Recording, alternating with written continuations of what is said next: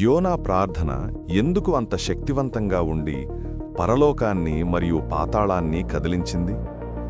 ఆయన సముద్రం అడుగుకు మునిగిపోయాడు. సముద్రపు పచ్చికలతో చుట్టబడి అంధకారంతో నలిగిపోయి ఒక గొప్ప చేప కడుపులో చిక్కుకుని దేవుని నుండి దూరమైనట్టు అనిపించింది. కాని యోనా అయినా కూడా ప్రార్థించాడు. యోనా 2:2లో ఇలా వ్రాయబడి ఉంది: పాతాళ గర్భములో నుండి నేను మొర్రపెట్టితిని, నీవు నా స్వరము వినితివి. దేవాలయం లేదు, యాజకుడు లేదు, బలి లేదు. తీర్పు మధ్యలో సమాధి అయిన ఒక మనిషి తన హృదయపు నిజమైన పశ్చాత్తాపాన్ని మాత్రమే అర్పించాడు, మరియు దేవుడు విన్నాడు. పరలోకం కదిలింది, పాతాళం కంపించింది. ఆ గొప్ప చేప దేవుని ఆజ్ఞకు లోబడింది. తిరుగుబాటులో మునిగిపోయిన యోనా కృపచేత తీరానికి చేర్చబడ్డాడు. ఎందుకంటే గర్వం విరిగిపోయి ఆత్మ మొర్రపెడితే శిక్ష కంటే కరుణ వేగంగా పరుగెడుతుంది.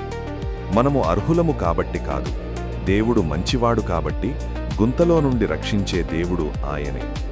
మీరు నమ్మితే దేవుడు వినలేని స్థలం ఎక్కడా లేదని ఆమేనని టైప్ చేసి ఇలా ప్రకటించండి: ధన్యవాదాలు యేసయ్యా.